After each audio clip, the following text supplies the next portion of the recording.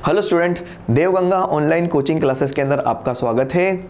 और आज हम स्टार्ट करने वाले हैं हमारी 11th क्लास की केमिस्ट्री। और आज हम जो चैप्टर पढ़ने वाले हैं हमारी 11th क्लास की केमिस्ट्री का, उसका नाम है रसायन विज्ञान की कुछ मूलभूत अवधारणाएं, यानी some basic concept of chemistry. और ये बहुत ही इंपॉर्टेंट चैप्टर है, ना सिर्फ आपकी 11th और 12th के हिसाब से, बल्कि जब कभी भी आप केमिस्ट्री सब्जेक्ट पढ़ोगे, चाहे वो ग्रेजुएशन में हो चाहे वो उससे आगे हो, इस चैप्टर के कॉन्सेप्ट आपके काम आते हैं। तो यहाँ पे चीज़ें, यहाँ पे सीखी हुई चीज़ें वो हमें हमेशा काम आने वाली है। तो आओ चलो स्टार्ट करते हैं एक हमारा बहुत ही बेहतरीन सा चैप्टर। और इस चैप्टर में सबसे पहले अगर हमें किसी बारे में जानकारी इकट्ठी करनी है या जानना है तो वो पता लगाना है द्रव किसे कहते हैं।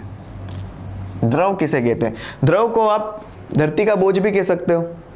अब बोलोगे सर धरती का बोझ कैसे? तो देखो, आपको द्रव्य की परिभाषा से पता लग जाएगा कि क्यों द्रव धरती का बोझ होता है। देखो, द्रव की सीधी सिंपल और सादी परिभाषा होती है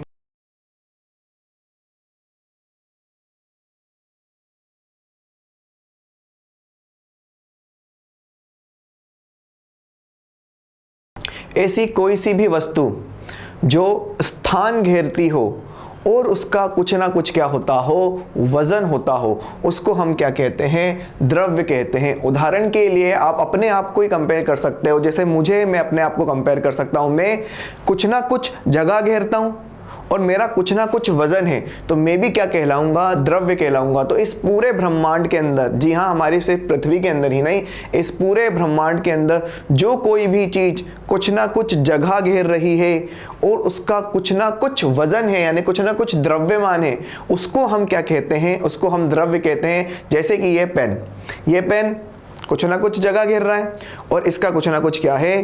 द्रव्यमान है। तो ये पेन भी मेरे लिए क्या हो जाएगा? द्रव्य हो जाएगा। कोई भी वस्तु जो स्थान घेर रही है और उसका कुछ ना कुछ क्या है? द्रव्यमान है, उसी को क्या कहते हो आप? द्रव्य कहते हो। या सादी भाषा के अंदर उसे ही हम क्या कहते हैं? धरती का बोझ, कि वो धरती पे बना हुआ है बोझ और धरती के ऊपर उसने क्या घेर रखी है? कुछ ना कुछ जगह घेर रखी है। अगर हम द्रव को क्लासिफाई करें, वर्गीकृत करें कि किस किस आधार पर हम द्रव को वर्गीकृत कर सकते हैं, तो मेनली द्रव जो होते हैं वो दो प्रकार के होते हैं। पहला होता है शुद्ध पदार्थ और दूसरा होता है मिश्रण। तो मिश्रण को जानने से पहले हम शुद्ध पदार्थ के बारे में जानते हैं। शुद्ध पदार्थ भी दो प्रकार के होते हैं। पहला होता है तत्व और दूसरा होता है यौगिक। अच्छा, तत्व क्या होता है? तत्व जिसमें केवल एक ही प्रकार के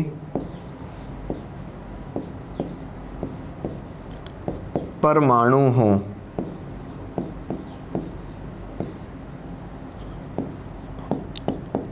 उदाहरण के लिए हम लिख सकते हैं H2,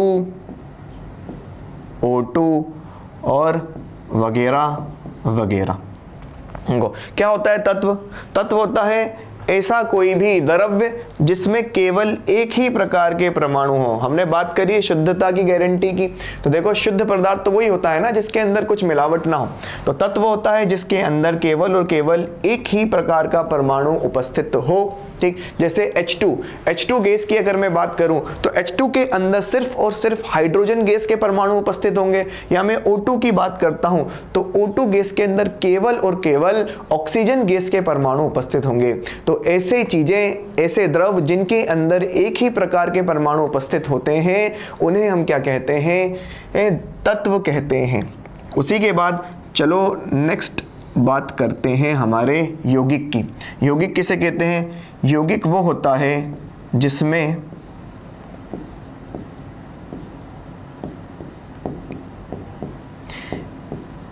एक से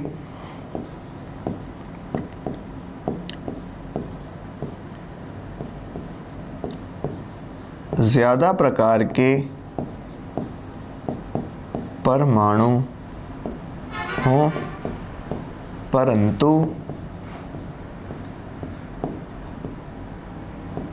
एक निश्चित अनुपात में।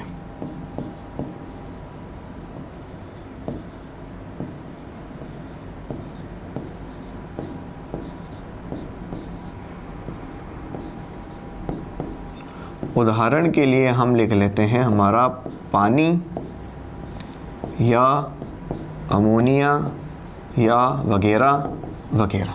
देखो क्या होता है यौगिक, और यौगिक तत्व से किस तरीके से अलग होता है आप समझे। यौगिक जिसमें एक से ज़्यादा प्रकार के परमाणु उपस्थित होते हैं, इसके अंदर एक से ज़्यादा प्रकार के परमाणु तो उपस्थित होते हैं, लेकिन वो परमाणुओं का जो अनुपात होता है वो हमेशा निश्चित होता है। जैसे उदाहरण के लिए मैं अगर जल की बात करूं, तो अगर जल आप आपके टंकी में से नल खोल करके लेके पानी लेके आते हो, आप कुएं में से बाल्टी खींच करके पानी लेकर के आते हो, आप समुद्र में से पानी लेके आते हो, आप तालाब में से पानी लेके आते हो, आप नदी में से पानी लेके आते हो, उसके अंदर 2 ही हाइड्रोजन होंगे और 1 ही ऑक्सीजन होगा।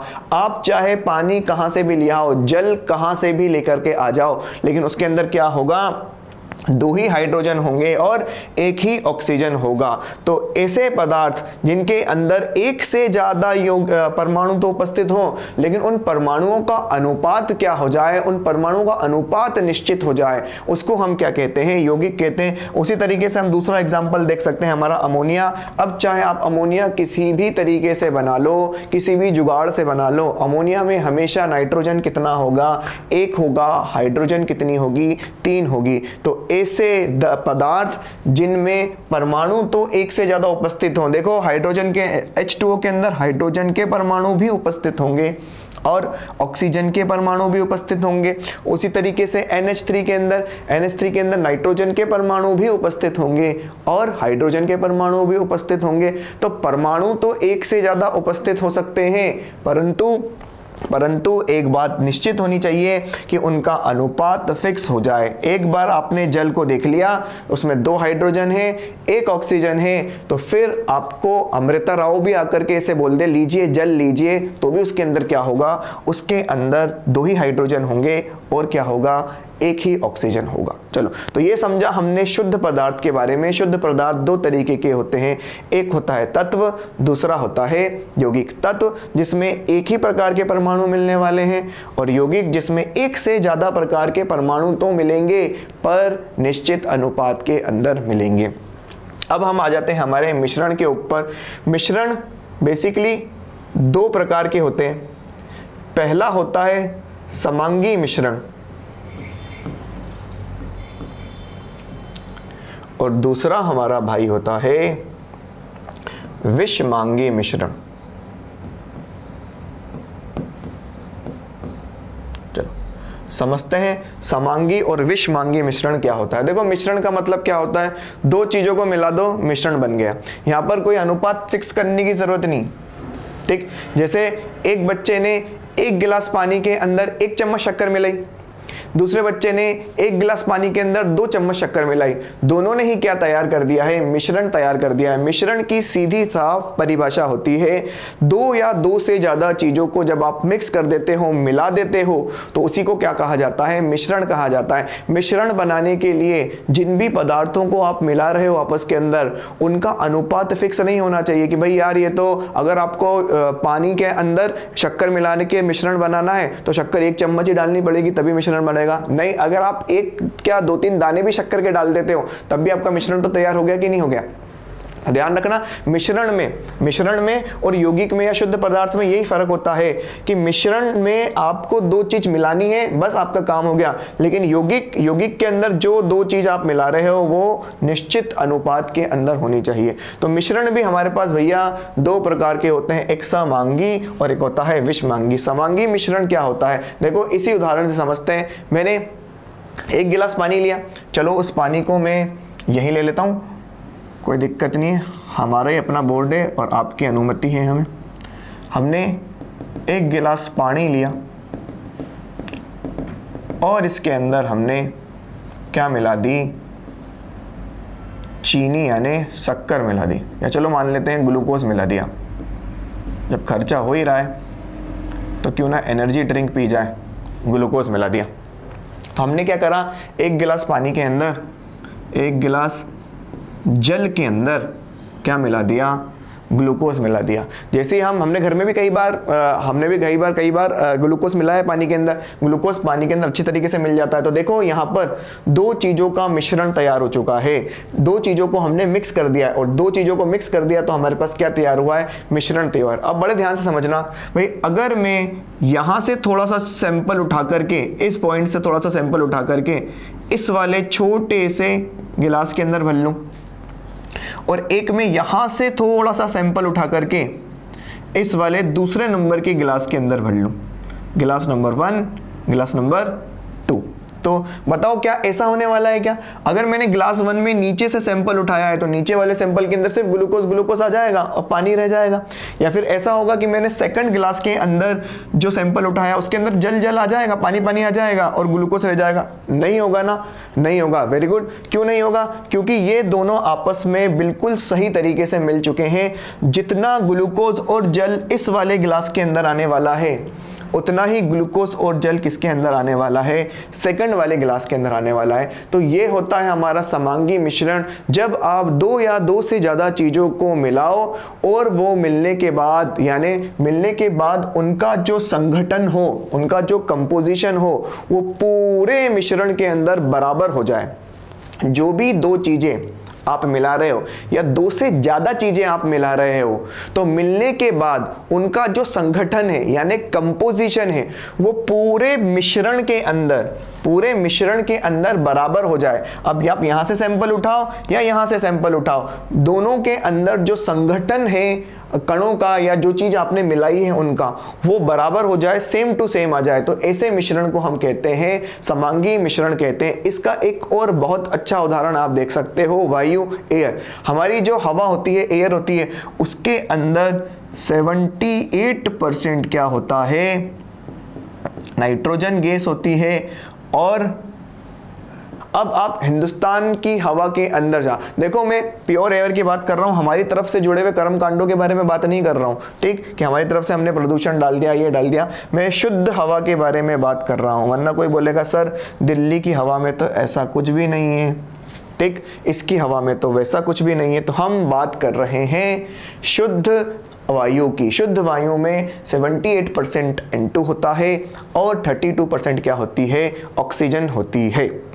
ठीक, अब अगर आप हिंदुस्तान की हवा में सांस ले रहे हो तो भी कंपोजिशन यही होगा, आप अमेरिका जाकर के सांस ले रहे हो तो भी कंपोजिशन यही होगा, आप कजाकिस्तान जाके सांस ले रहे हो तो भी कंपोजिशन यही होगा, आप दुनिया के किसी भी कोने में चल जाओ, अगर आप वायु का, शुद्ध वायु का कंपोजिशन चेक करोगे तो उसमें 78% N2 होगा और 32% क्या होगा, O2 होगा। तो देखो, वायु को हम मिश्रण कह सकते हैं। क्यों? क्योंकि मिश्रण का मतलब होता है दो या दो से ज़्यादा चीज़ों का आपस में मिल जाना। तो यहां देखो, दो गैसें आपस में मिल चुकी हैं तो ये एक मिश्रण तैयार हुआ है, और मिश्रण तैयार होने के बाद ये जो भी दो चीजें आपस में मिली हैं, इनका संगठन पूरे मिश्रण में सेम टू सेम हो चुका है। आप दुनिया में कहीं से भी शुद्ध वायु का सैंपल ले लो, उसमें ये जो मिश्रण का जो सैंपल होगा उसमें यही सब कुछ मिलने वाला है।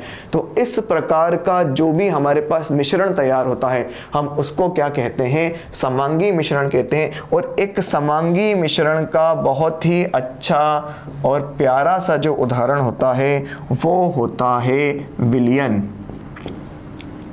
हम विलयन को परिभाषित भी इसी तरीके से करते हैं, दो या दो से ज्यादा अवयवी कणों का समांगी मिश्रण क्या कहलाता है, विलयन कहलाता है। चलो, मिश्रण के बाद, मिश्रण में समांगी मिश्रण समझने के बाद अब हम समझते हैं विषमांगी मिश्रण को। तो जो विषमांगी मिश्रण होता है उसके अंदर दो या दो से ज़्यादा चीज़ों का जो संगठन होता है वो पूरे विलयन के अंदर समान नहीं होता है। जैसे अगर हम इसका उदाहरण समझें तो हमने मान लो एक बीकर के अंदर वापस क्या भरा है, H2O भरा है, यानी जल भरा है, और हमने ऊपर से इसके अंदर क्या मिला दिया, ऑयल डाल दिया, यानी इसके अंदर तेल डाल दिया। और तेल भी महंगा वाला सोयाबीन वाला डाला है, सोयाबीन का नहीं, सरसों का डाला है। अमीर लोग हैं अपन। अपन ने इसके अंदर तेल मिलाया। तो देखो आप सबको पता होगा, आप सबने घर के अंदर ये बात नोटिस करी होगी कि ये जो ऑयल होता है ये यहाँ ऊपर तैरता रहेगा। अब अगर मैं किसी को यहाँ से सैंपल उठा करके एक छोटे से गिलास के अंदर भर के दे दूँ तो उसके बाद सिर्फ तेल तेल आने वाला है, और अगर मैं यहाँ इस नीचे की तरफ से किसी को सैंपल उठा करके किसी छोटे से गिलास के अंदर भर के दे दूँ तो उसके पास क्या आने वाला है, सिर्फ जल जल यानी सिर्फ पानी पानी आने वाला है। तो यहाँ पर देखो मिश्रण तो तैयार हो गया। मिश्रण का मतलब क्या होता है, जब कभी भी आप दो चीज़ों को आपस में, दो या दो से ज़्यादा चीज़ों को आपस के अंदर मिक्स कर दोगे ना तो वो मिश्रण तैयार हो जाएगा। तो देखो मिश्रण तो यहाँ पर भी तैयार हो गया क्योंकि हमने एक जल को और एक तेल को आपस में मिक्स कर दिया है। लेकिन इस मिश्रण बनने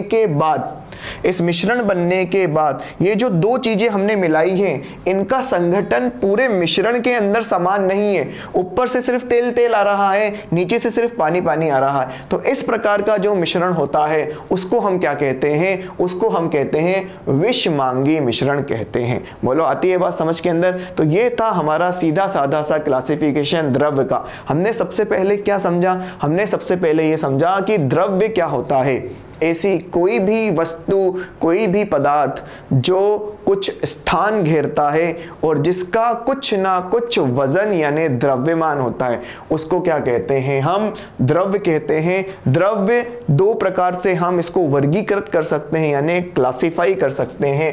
पहला शुद्ध पदार्थ और दूसरा मिश्रण। शुद्ध पदार्थ भी दो प्रकार के होते हैं, तत्व और यौगिक। ऐसे शुद्ध पदार्थ जिनमें केवल एक प्रकार का परमाणु मिलता है उसे हम क्या कहते हैं, तत्व। और ऐसे शुद्ध पदार्थ जिनके अंदर एक से ज्यादा प्रकार के परमाणु तो मिलते हैं लेकिन वो एक निश्चित अनुपात के अंदर मिलते हैं उसे क्या कहते हैं, यौगिक। उसके बाद हमने देखा मिश्रण क्या होता है, दो या दो से ज्यादा चीजों को किसी भी अनुपात में मिक्स कर दो तो मिश्रण तैयार हो जाता है। अगर मिश्रण बनने के बाद जो भी चीजें आपने मिलाई हैं यानी जो भी अवयवी कण आपने मिश्रण में मिलाए हैं अगर उनका संगठन पूरे मिश्रण के अंदर समान हो जाता है तब तो हम उसे समांगी मिश्रण या विलयन कहते हैं, और अगर ऐसा नहीं होता है तो हम उसे कहते हैं विषमांगी मिश्रण। बोलो आती है बात समझ के अंदर। तो ये था हमारा बेसिक क्लासिफिकेशन ऑफ मैटर यानी क्या होता है द्रव, क्या होता है मैटर और कैसे हम उसको क्लासिफाई करते हैं।